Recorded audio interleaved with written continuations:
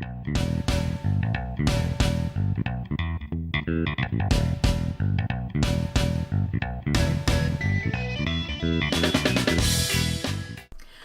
to Sweethearts or Rivals. I'm Charlotte. I'm Justin. What's on our table today? Castaways. Dun dun dun. No subtitle. No subtitle. A semi-cooperative adventure. Subtitle. Right. I was just going to say it was a semi-cooperative game that go. plays 1 to 4 players. Yep. It's going to take you about 120 minutes, which 2 hours, is like 2 hours. Mm-hmm. Ages 14 and up. Yep. The copy we have was published by Passport Game Studio. Nice. So what we're going to do is we're going to open up the box and show you how to set it up. A quick overview, not an in-depth overview because there's a lot to the game. Right. And somewhere on the screen here we'll have some links to our playthrough and our review. And then we just finished a series of videos on Robinson Crusoe. So there'll also be a link to our comparison and contrast of the two games. Right. Something we're going to try out. So we'll be right back. All right. So here we are with Castaways. Shall we? Yeah. See what's in the box. We've got this board. Yep. Whoops.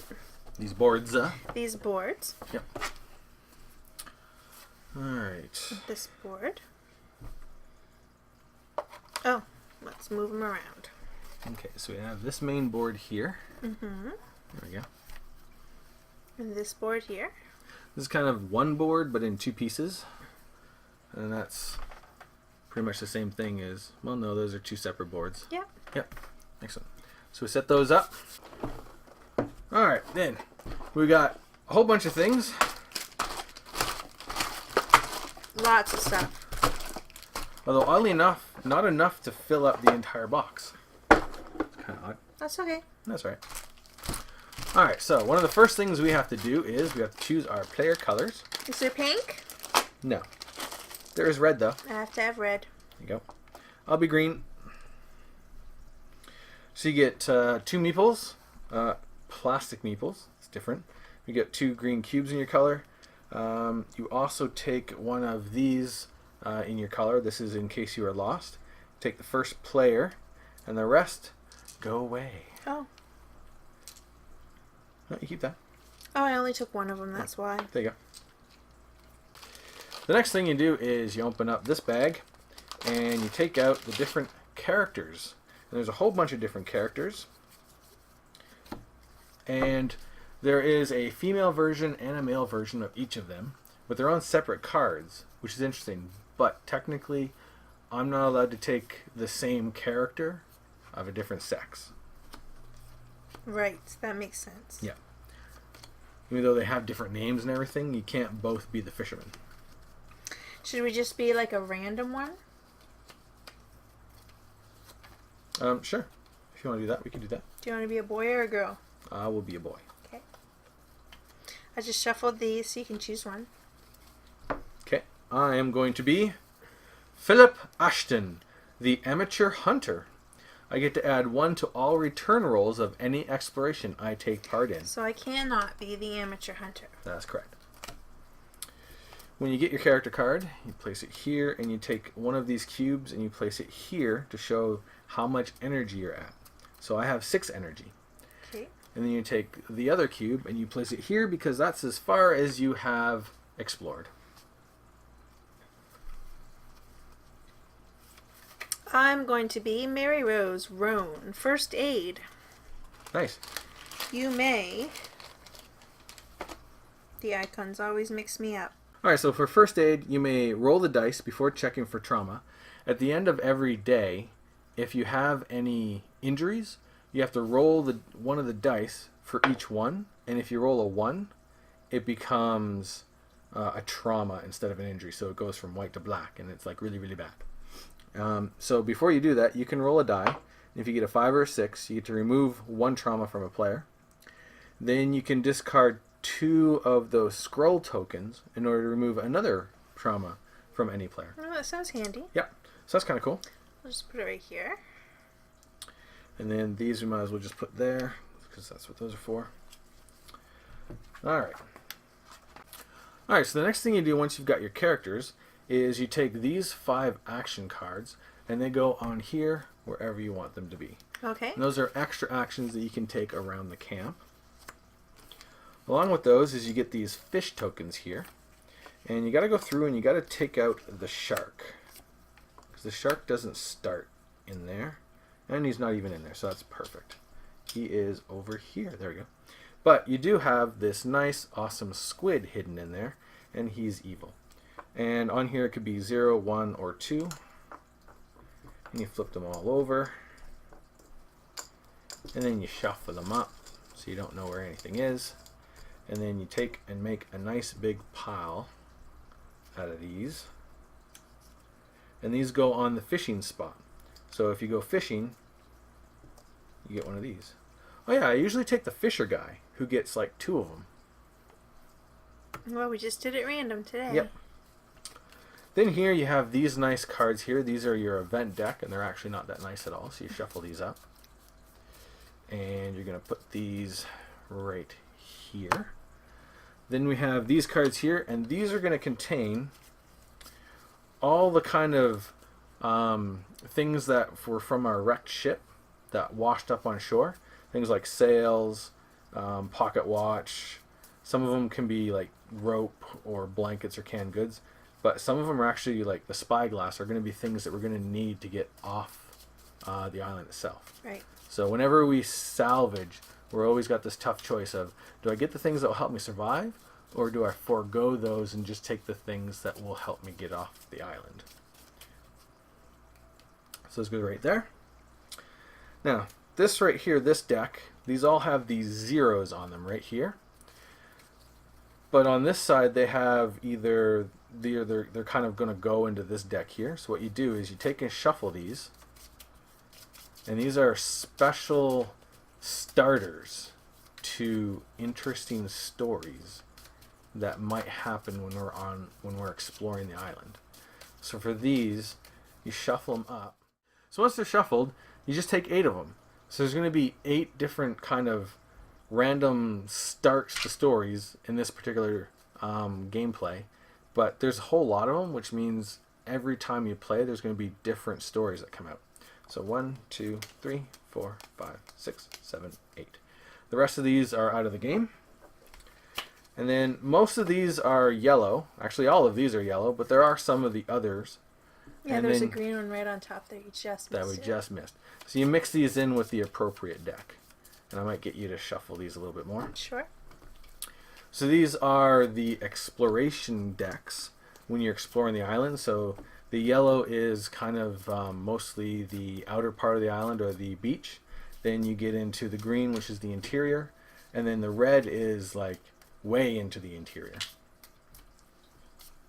And actually, I just remembered with this event deck, there's a lot of cards in the event deck and you don't use them all. The number that you actually use depends on the number of players. So for a 2-player game, you use 18 of them. For a 3-player game, you use 15, and for 4 players, you only use 12. And this is going to determine how many rounds there are in the game. So the more players you have, the fewer rounds you have to finish the game. Mm-hmm. Well, you get more actions with more players, so that seems fair. True. So we're only going to have 18 of them.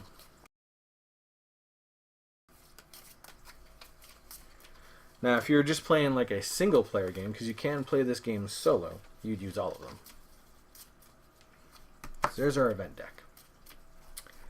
This great big stack of cards right here are actually numbered 1 to right here, 1 to 105. And again, these have different backings because they might end up in different places. But whenever we run into one of those 0 cards, they'll usually trigger some events that say, go take card number this, put it in this spot, then go take card number this. So it triggers all these kind of adventure story cards. So they'll just put them right there. 2 dice. Throughout the game, you're going to be getting these nice little scroll tokens. Any of these that you have at the end of the game are going to be worth points. So, because this is semi-cooperative. So these we just put in here so you can randomly take them. There's also going to be food tokens when you go foraging for food.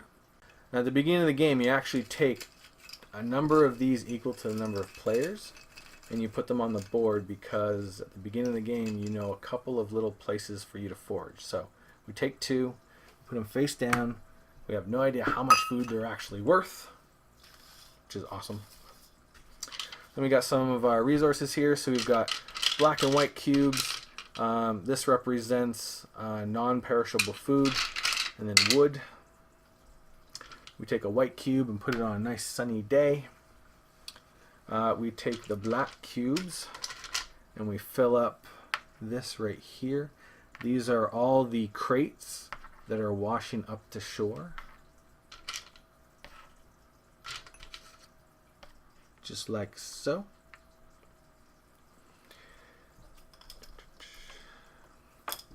Then we have some of the things that we're going to be able to build. So we have a fireplace that's very important for survival, so we can place that there because right now it's not built at all. This is a great big huge bonfire that could help us get off, so we'll place that there because it's not been built. Let's see. Some of these are just things that will come out possibly, so you just kind of keep them off to the side.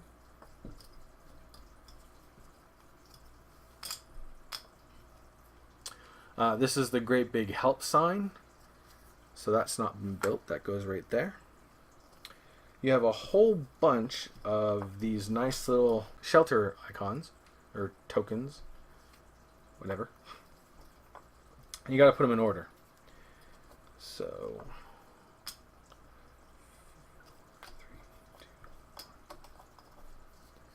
and these go right here.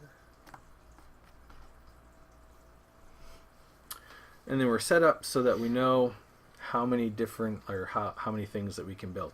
And there's all these different spaces for a whole bunch more that will come up, because it's possible there might be.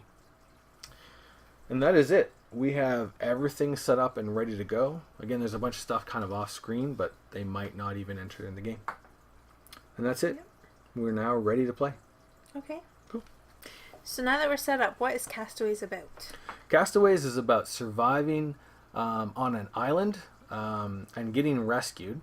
We were on a boat, we were going somewhere, and then it wrecked, and we washed up on shore of this deserted island. Except sometimes it's not so deserted.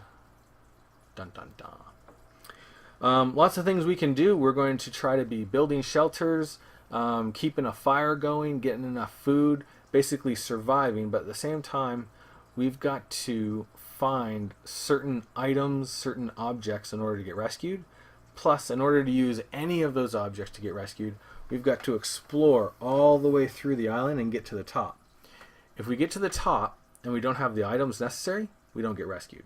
If we get the items necessary, but we don't reach the top, we don't get rescued. If any of us die, we lose. And the crazy thing is it's semi-cooperative. Yeah, so how do I win? Yes, how do you win? Well, first of all, we've all got to get off the island. Okay. So there's no betrayer in the game. It's not that semi-cooperative. Yeah. Everybody's either got to get off the island or you all lose. But once you get off the island, certain things like these scrolls are going to have points on them. And then certain items are also going to have points. Mm-hmm. And what you do is you count up all the points that you've got. And you made it off the island, and you have such interesting stories that you get your stories published, and you're the winner. I see. Yeah. So I might make it off the island, and then you'll have better stories, and you'll win. Awesome. Yeah. Now, the items that you need to actually get off the island all depend on the event cards. What happens is once somebody has reached the very top of the island, they get to choose right then and there. Is this the last round? Or is the next round going to be last? Mm-hmm. After the last round, whichever one it is gone and done, whatever the current event card is and every other event card left in the deck, you flip over, and this is one we're not using, so it's okay. And at the bottom of the card, I'll try to bring this a little bit closer, is going to be a list of a combination of things that you need to get off. If you can fulfill one of the cards, combos, then you get off the island. But if you can't if you can't meet any of the single cards, then you don't make it. So the sooner you can get to the top, the better, because the more combinations of items will still be left in the deck. Exactly. Yeah. Yep. So the event deck is like a ticking time clock, and it's not just last round, now you're dead. It's last round and you made it, but you waited too long and you don't have those items. Mm-hmm. Yep. So how do you run through your turn? Okay, so the first thing we do is we do an event. And event will pop up, and again, this isn't one we're using. And the first thing you look is up here, it'll say this little black cube icon, and it'll say, like this one says 2+. So what that means is you look down here, if there are 2 or more of these left, one moves down here. And then that's available to scavenge. Mm-hmm. If there's already a cube in there, then nothing moves up. So it's actually important to scavenge these, or salvage these as much as possible. Then you look here and it says, this turn the Castaways can't fish. And so there'll be something like that that'll say can't fish, can fish. Sometimes these are going to move the weather. So if it's here, if it's in the 3 middle, you're fine. If it's all the way over here, you immediately lose 1 energy because it's so hot. Mm-hmm. If it goes all the way over here, it means coming back from exploring the island is 1 more difficult. Over here, coming back from exploring the island is 2 difficult. Your fire goes out and you can't fish. So that's what these are all for. And actually, I forgot to put a little cube right there. The cube right here. Yep. Once you do the event, the start player takes this white meeple and places it on one of those cards. I guess because they get up really early, they're the start player. Yeah, the early bird catches the worm. Yep. And then they take that action immediately. And you'll notice that there are some spots that are available there. It's because as you explore the island, there'll be some new things that go there. Some of them bad, some of them good. And if they're all filled and you get something bad, then you actually have to choose which of these things is going to get covered up, which is a pain. So you can go here and get 1 food. You can go there and you can pay 1 energy, draw 1 card from the... I'll bring it closer. Thank you. Pay an energy, draw 3 cards from the coast deck, put 1 of them at the bottom of the coast deck, and the other 2 in any order on the top. Nice. So I guess that would be these here. Yep. Plan an exploration. If your next action is to... It's these. The coast decks. Oh, okay. So you kind of... Coast doing, deck. Yeah, you're right. doing a scout. Okay, that makes sense. If your next action is to start an exploration, you don't pay any energy for it and receive a scroll token. Nice. 1 big effort. You receive 3 energy extra this turn. However, you suffer an injury in exchange. Use white cubes for the extra energy points and discard the ones not used at the end of the turn. Nice. And then this one, you fish. Yep. Add 1 fish tile to the storage. When the tiles on this card are depleted, shuffle the discarded ones and make a new stack. Nice. So you put this out on one of those and you take that immediately. Once that's done, then you're going to take your first meeple and you're going to place it out on this board of all these things that you can do. So let's say this is to salvage for some food or scavenge for some food. There's a whole bunch of different spots you can do that, but you got to put it on the first one. So that would cost me 2 energy. You have to lose that energy immediately, but you don't take the action immediately. Then if Charlotte did it, it would cost -1. Next person, if we were playing more players, -1. And if we had all 4 people doing that at once, the last person wouldn't lose any energy. You can't put your meeple on a single space more than once. The next thing you can do is you can go here and you can go salvage some wood. Here, you don't spend energy for that, but basically what you do there is you just spend some time lounging and writing in your journal, which allows you to take one of these. Then you can go here and spend 2 energy to salvage one of these if they're here. When you do that, you take 5 of these off the top. You spread them out so everyone can see them. Everyone gets to take 1. The rest of them are lost at sea. Even in a 2-player game? Yep. That's a lot to choose from. Yeah. The fireplace is very, very tricky. This particular action space right here is kind of odd. technically you have to spend your energy when you're placing your meeple out. And here you need to declare how much energy you're going to spend. But then you don't actually take the action until later. And how this works is whatever you have declared, so let's say I declared 3 energy, I'd have to roll that or less in order to light the fire. Otherwise, I lost that energy and wasted time. But basically what we're doing is, in order to just remember how much energy you declared, we're just going to use this nice kind of fiery die here, and that we'll just put it there to remember how much you declared. Right. Make sense? Yep. All right. Over here are things you can build. So you can build part of the help sign. This is a really big project, so you can't do it all at once. So you spend a number of energy, and then for each energy you spend, you get a white cube. Once there are 12 white cubes on there, it's finished, and you get to flip it over and you put it up here because we've built the help sign, which is kind of nice. This is also another one that you spend a lot of time. This is the great big huge pyre, and it's 1 energy and a wood, and as soon as it's got 8, it's ready to go. This is something you have to do all at once. You build a level of the shelter, and it tells you how much wood and how much energy you spend on that. This is a blank spot because there are going to be other things that you're going to be able to build later on in the game. If you go here, this means you are preparing to explore the island on an expedition. Next to all of these are spaces where you can rest. You can only put your guy to rest once. You can't rest twice. And there's also these cards, which means you're going to do something over here. Once you have your meeples out, you start here and you go from left to right and then down the board. And that's the order of things that happen. So the expedition is the last of the big things you can do. And then even after the expedition, there's a rest and taking one of those actions. If you come back. If you come back, that's right. Then you do all the actions. At the end of every round, this is where all of your stuff is going to be put. So that's kind of like the communal resource bucket.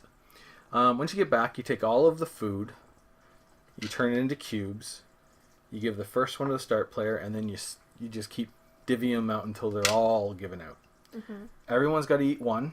So if you can't eat any food at all, you get 2 injuries and you lose an energy. Ouch. Yeah.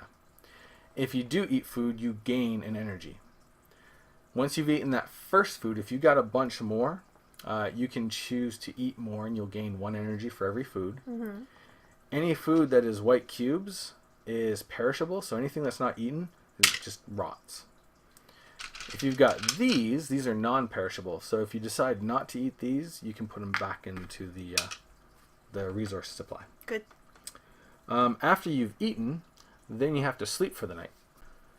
And it's interesting because you're not actually sleeping, because you only sleep when you take the rest action, but you're still resting by the fire.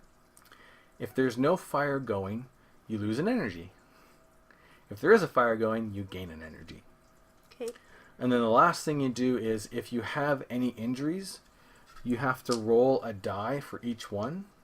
So let's say I had taken 2 injuries. So I'm right there. Can you see? Yeah, you can see my card. I'd have to roll these 2 dice, and anyone that comes up 1, which would be both of them, goes from an injury to trauma. And trauma is very, very, very bad. If any time you have 4 trauma, you die. Wow, I can't believe I rolled snake eyes. This is going to be a great game. Yeah. Yeah, we're totally winning this time.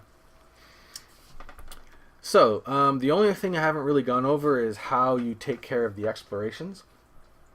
You can go on an exploration by yourself, but what happens if you go on an exploration by yourself is, as you discover things and ways around the island, your marker's going to go up and mine won't.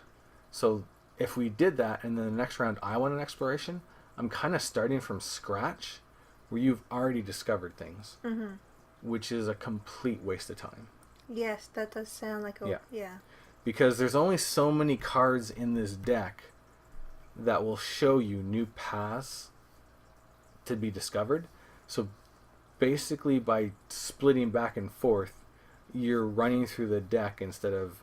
Like, there is a chance that if we explored that deck, we could find a way to the interior without going through the entire deck, which is preferable because a lot of those things are bad. Right. Right. Yep.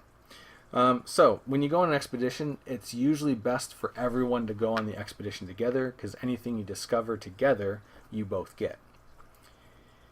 If you go through this entire coast deck, then everybody goes right up to the green, and you start in on this deck. So when you flip over one of the cards, it's going to show a foot, and if it shows you a foot, it means that you and your group can move one up on the exploration track. Hooray! Because you've discovered more of the island.